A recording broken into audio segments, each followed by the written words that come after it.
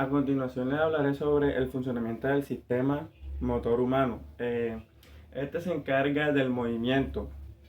Gran parte del cerebro y el sistema nervioso se dedican al procesamiento de la información sensorial para construir representaciones detalladas del entorno externo a través de la visión, el oído, el tacto y los otros sentidos. Percibimos del mundo y nos relacionamos con él. Sin embargo, todo el procedimiento tendremos muy poco valor si no tuviéramos una forma efectiva de actuar sobre él. Sobre él sería el caso de las relaciones entre las entradas sensoriales y directas, las cuales serían entradas sensoriales y las salidas motrices.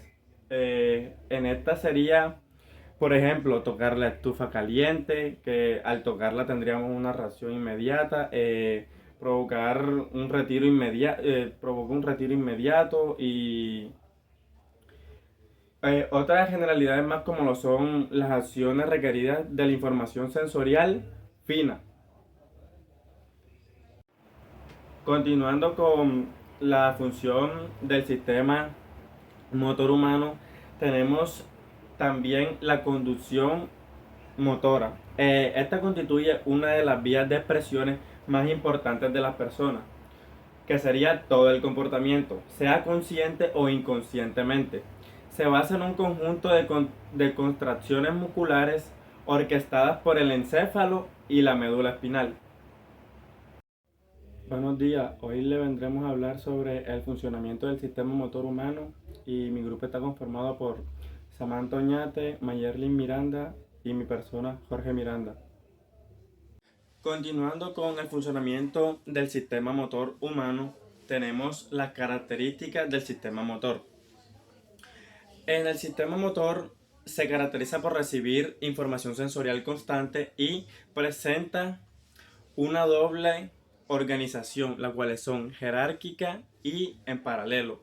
Nuestro sistema motor puede hacer tres tipos de movimientos, los cuales son movimientos voluntarios, que son leer, tocar el piano, etc. Movimientos dirigidos a un motivo o propósito determinado, que son su ejecución mejora con la práctica, la cual tenemos como que se puede producir como respuesta a un estímulo externo o no. En ejemplo claro tenemos cuando tocamos una taza caliente que tenemos un reflejo rápido.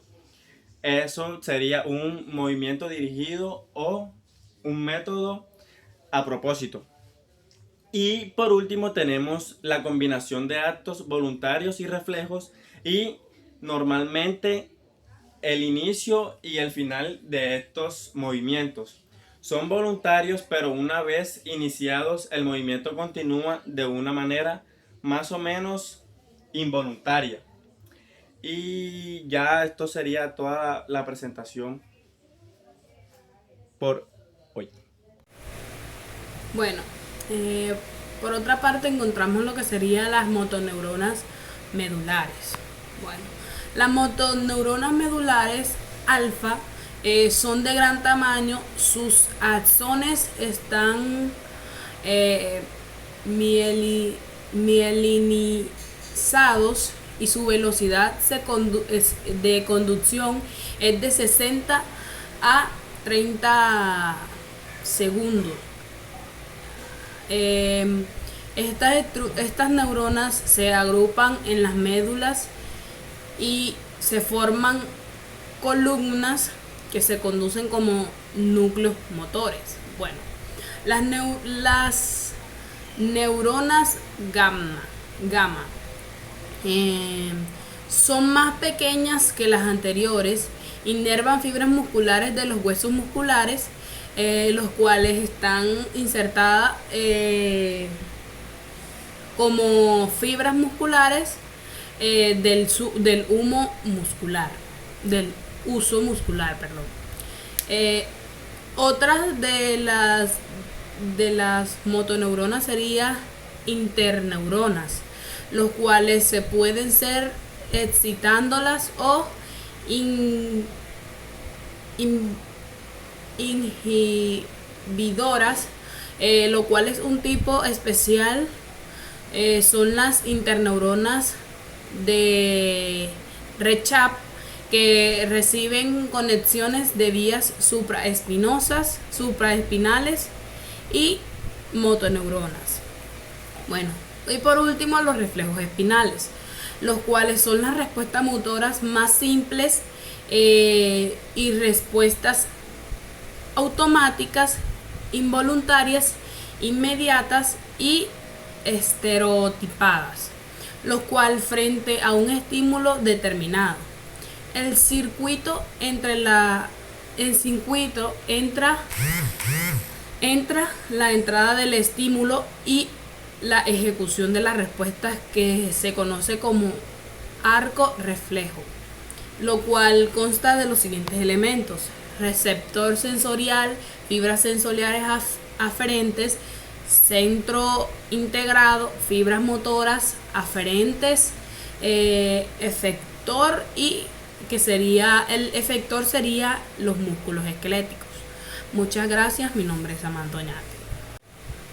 Buenas tardes, mi nombre es Samantha Oñate y yo hoy les voy a exponer algunos de los movimientos motores que se necesitan para realizar diversos movimientos en nuestro cuerpo. Bueno, para realizar cualquier movimiento se necesita la interacción de diversas estructuras del sistema nervioso motor, las cuales estas estructuras están organizadas jerárquicamente de modo que las órdenes salen desde un nivel superior hacia el nivel inferior.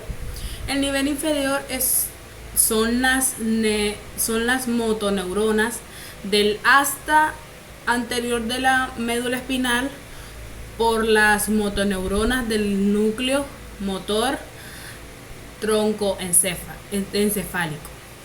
De los otros ejemplos serían los núcleos del control del encéfalo, los cuales constituyen un nivel intermedio junto con el sistema moduladores, los cuales son formados por ganglios basales y el cerebro.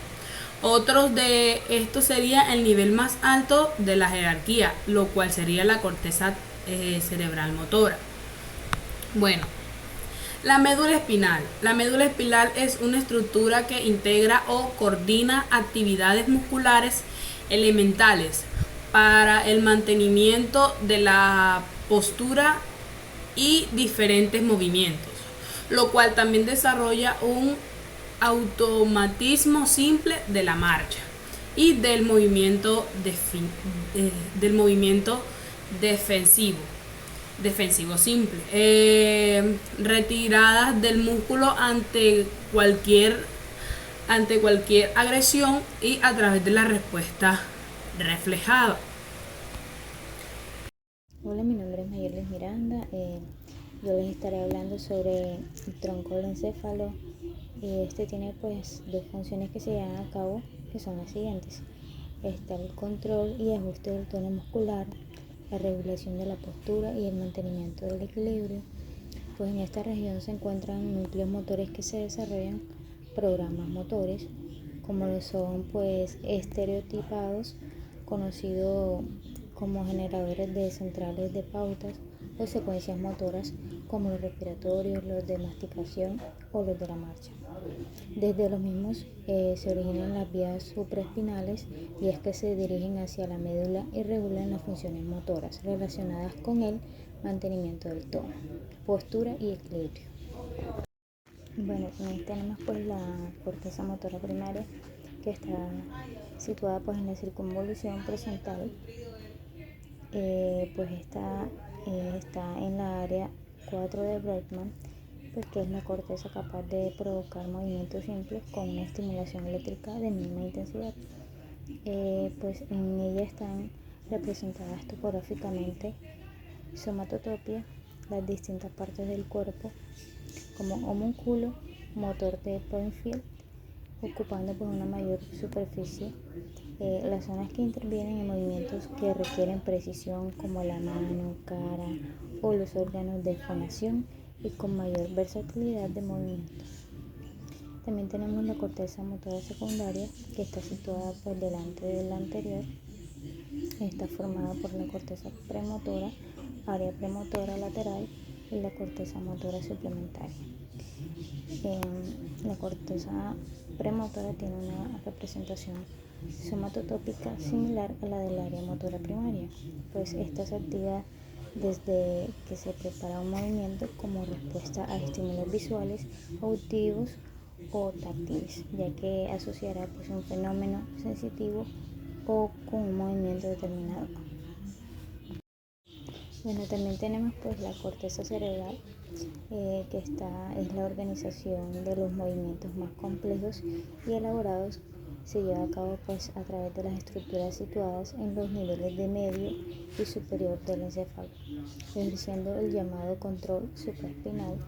Estas estructuras son la corteza cerebral, el cerebelo y los ganglios basales. La corteza cerebral pues interviene en el control de los actos motores desde que se establece la finalidad de los mismos, es decir, áreas de asociación, y se organiza un programa o un plan hasta que se dan las órdenes de cómo se ha de realizar ese programa, que culminará con éxito el acto motor, áreas motoras.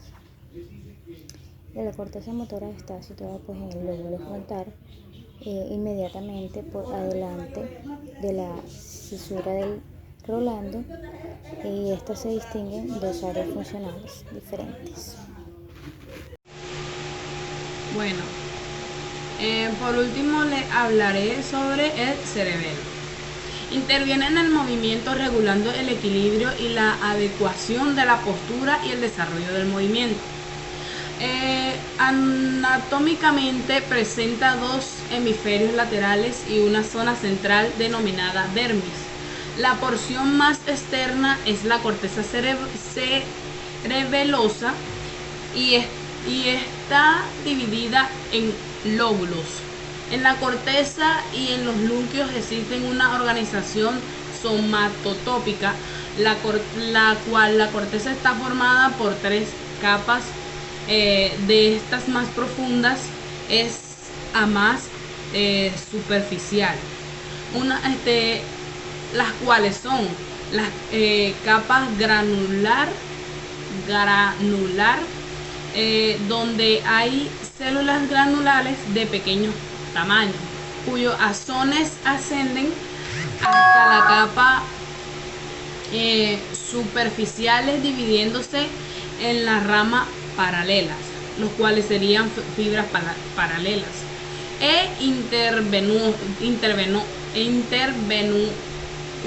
intervenuronas, las células Golgi. Otra de estas serían las células de Purkinje, las cuales son neuronas de gran tamaño y cuyos azones constituyen la única vía ascendente de la corteza, haciendo el núcleo intracerebrosos de las profundidades. Y por último, lo que sería la capa molecular, la cual es formada principalmente por fibras paralelas y por intervenosas. Las células intervenosas denominadas, las cuales se denominan como células estrelladas y en centro. También se puede decir que bajo la corteza se encuentra la sustancia blanca y su interior a una serie de núcleos denominados los núcleos profundos del cerebro. Muchas gracias.